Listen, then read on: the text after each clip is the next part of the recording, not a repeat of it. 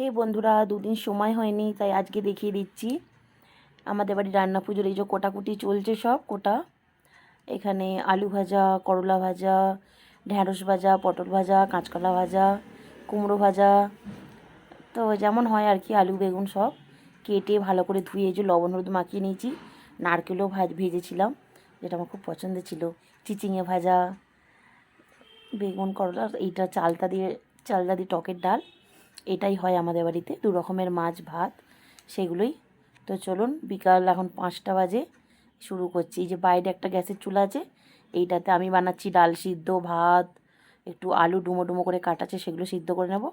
এই যে ভেটকি মাছ, কাতলা মাছ আর ডালটা 3বারে খেপে খেপে সিদ্ধ করছি। 5 লিটার কুকারে একবার হয়ে গেছে। এটা এখন রাত 8টার দিকটা, সব ভাজাভুজি হয়ে গেছে। দেখুন, থালায় থরে থরে সাজিয়ে রেখেছি। তো আমাদের রান্না পুজোয় আমরা এইগুলোই করে থাকি। আপনারা কে কীরকম করেন অবশ্যই কমেন্টে জানাবেন। সব ভাজা হয়ে গেছে, ডাল হয়ে গেছে, ভাত হয়ে গেছে, শুধু মাছের ঝালটা বাকি। এখন সন্ধ্যে 8টা, মাছটা হলেই হয়ে যাবে, কারণ বাড়িতে কিছু বাইরে থেকে লোক আসবে, নিমন্ত্রণ করা আছে। তো তার জন্য এত তাড়াতাড়ি করা রান্নাটা। আরও 8টার মধ্যে ডাল ভাত ভাজাভুজি সব হয়ে গেছে, শুধু এই মাছটা করলেই হয়ে যাবে। এই যে চালতা দিয়ে টক ডাল, এটা শুধু রাত্রের জন্য, যেন একটু পাতলা। সকালের জন্য যেটা তোলা আছে সেটা একটু ঘন রেখেছি।